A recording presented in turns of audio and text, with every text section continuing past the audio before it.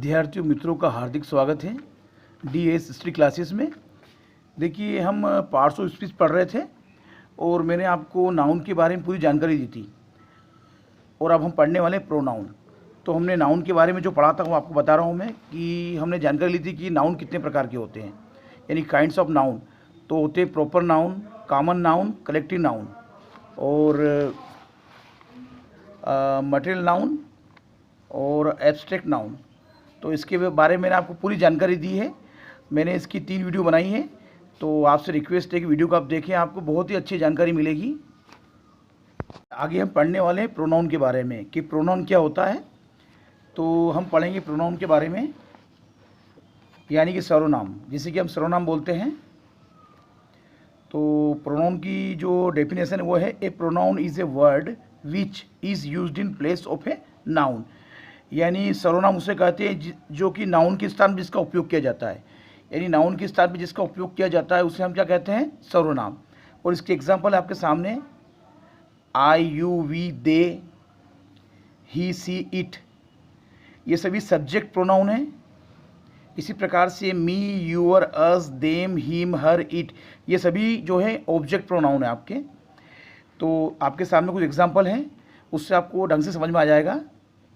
आप देख सकते हैं यहाँ पे कि Gopal is my brother, Gopal is a dancer, यानी गोपाल मेरा भाई है और गोपाल जो एक डांसर है। तो आप देख सकते हैं यहाँ पे कि यहाँ पे नाउन का 2 जगह प्रयोग हो रहा है, यानी हमें नाउन के स्थान पर किसका प्रयोग करना है, प्रोनाउन का। तो आप देख सकते हैं इसी सेंटेंस को कि गोपाल इज़ माई ब्रदर, उसके बाद जो गोपाल लिखा उसके स्थान पर हम काय का प्रयोग कर सकते हैं, ही का, यानी हम सर्वनाम का प्रयोग कर सकते हैं प्रोनाउन का। तो ये हो जाएगा ही इज़ ए डांसर, यानी गोपाल के स्थान पे हम काय का प्रयोग कर रहे हैं, प्रोनाउन का। और आपको मैंने एग्जांपल बताया ऊपर अभी कि ही, सी, ये सभी जो होते हैं प्रोनाउन होते हैं, यानी नाउन के स्थान पे जिसका प्रयोग किया जाता है उसे हम क्या बोलते हैं, प्रोनाउन। जैसे कि यह दिया गया ही इज़ ए डांसर, तो गोपाल मेरा भाई है और वह एक डांसर है। इसी प्रकार से आप देख सकते हैं कि Sita is my sister, Sita is cooking food, यानी कि हमको नाउन का प्रयोग बार बार नहीं करना है, उसके स्थान पे हम प्रोनाउन का प्रयोग कर सकते हैं सेंटेंस को अच्छा बनाने के लिए। तो आप देख सकते हैं यहाँ पे कि Sita is my sister, double से आपका नाउन आ रहा है, तो उसके स्थान पे हम काय का प्रयोग कर रहे हैं, सी का प्रयोग करें, जो कि प्रोनाउन है। यानी सीता के लिए हम सी का प्रयोग कर सकते हैं और गोपाल के लिए हम ही का प्रयोग कर सकते हैं। तो ये हो जाएगा आपका Sita is my sister, she is cooking food, यानी सीता मेरी बहन है और वो खाना बना रही है। घर से अगला एग्जाम्पल है सर्वनाम का कि Mohan and Gopal are friends, Mohan and Gopal are going to Mumbai. आप देख सकते हैं यहाँ पे दोनों जो हैं आपके नाउन है, मोहन एंड गोपाल क्या है, यहाँ पे नाउन है। तो मैंने आपको बताया कि सेंटेंस को अच्छा बनाने के लिए, सेंटेंस अच्छा लगे, बार बार उसका नाउन का प्रयोग नहीं करते हैं। तो देख सकते हैं यहाँ पे कि Mohan and Gopal are friends, यानी मोहन और गोपाल दोस्त हैं और हम मोहन एंड गोपाल के स्थान पे दे का प्रयोग कर सकते हैं, जो कि क्या आपका प्रोनाउन है, क्या आपका प्रोनाउन है। तो they are going to Mumbai, यानी मोहन गोपाल दोस्त हैं और वे कहाँ जा रहे हैं, मुंबई जा रहे हैं। तो इस प्रकार से हम नाउन को प्रोनाउन में चेंज कर सकते हैं। आप देख रहे हैं आपके सामने एग्जाम्पल है। देखिए, इसी प्रकार से आगे हम पढ़ेंगे कि जो आपके प्रोनाउन होते हैं वो कितने प्रकार के होते हैं। तो काइंड्स ऑफ प्रोनाउन, यानी प्रोनाउन कितने प्रकार के होते हैं, सर्वनाम कितने प्रकार के होते हैं। तो जो आपके सर्वनाम होते हैं वो 12 उसके 12 भाग माने जाते हैं, यानी 12 प्रकार के होते हैं। तो पहला भाग हम पढ़ेंगे इसके बारे में, वो है आपका पर्सनल प्रोनाउन। जो इसका पहला भाग है वो है पर्सनल प्रोनाउन। जिस प्रकार से हमने नाउन के भाग पढ़े थे उसी प्रकार से हम पढ़ने वाले हैं प्रोनाउन के भाग। तो पहला भाग है पर्सनल प्रोनाउन, जिसे कि व्यक्तिवाचक सर्वनाम या पुरुषवाचक सर्वनाम कहा जाता है।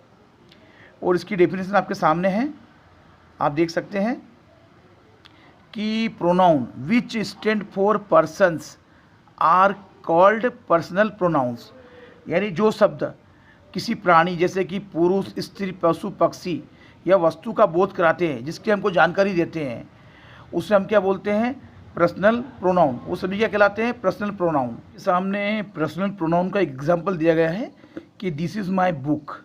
यहाँ पे बुक जो है वो क्या है, आपका नाउन है।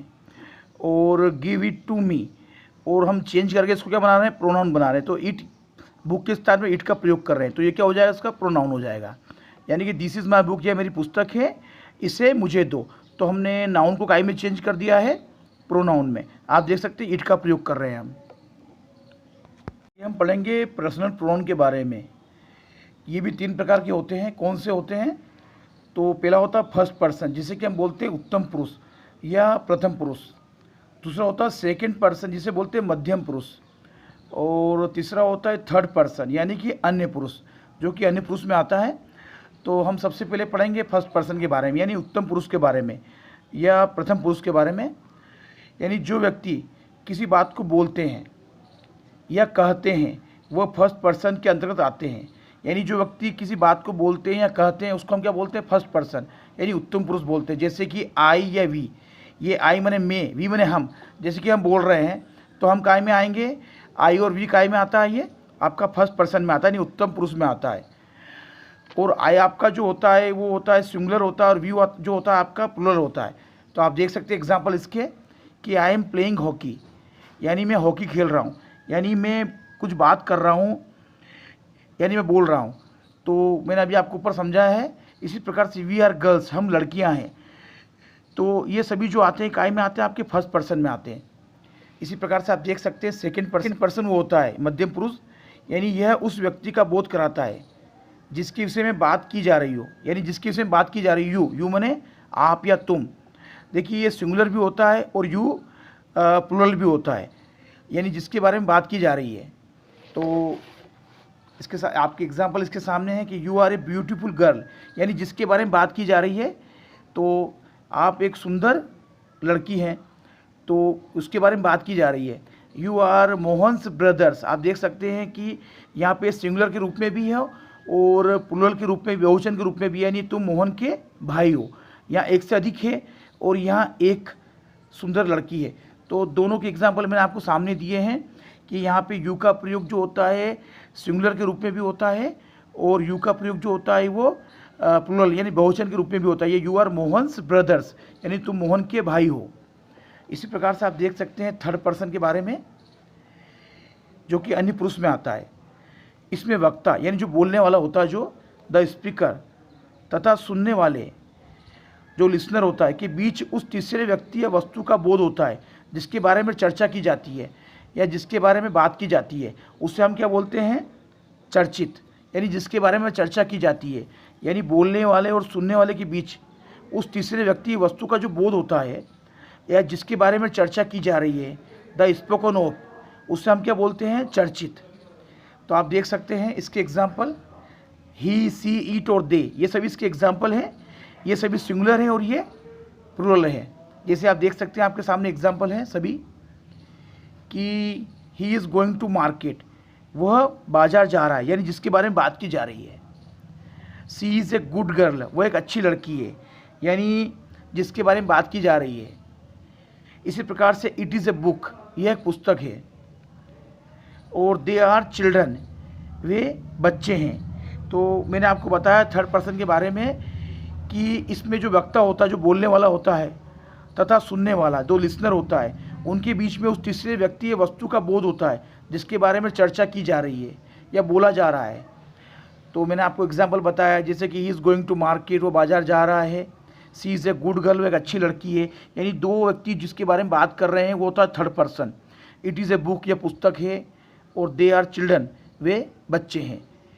ये सभी काय में आते हैं? आपके थर्ड पर्सन में, यानी अन्य पुरुष में आते हैं। इस बारे में आपको थोड़ी सी जानकारी दे देता हूँ मैं कि जब हम खुद या स्वयं के बारे में बात करते हैं तो वो क्या कहलाता है? फर्स्ट पर्सन, यानी कि उत्तम पुरुष, या उससे हम प्रथम पुरुष कहते हैं। इसी प्रकार से जब हम किसी से आमने सामने बात करते हैं तो वो मध्यम पुरुष कहलाता है, जिसकी हम सेकंड पर्सन बोलते हैं।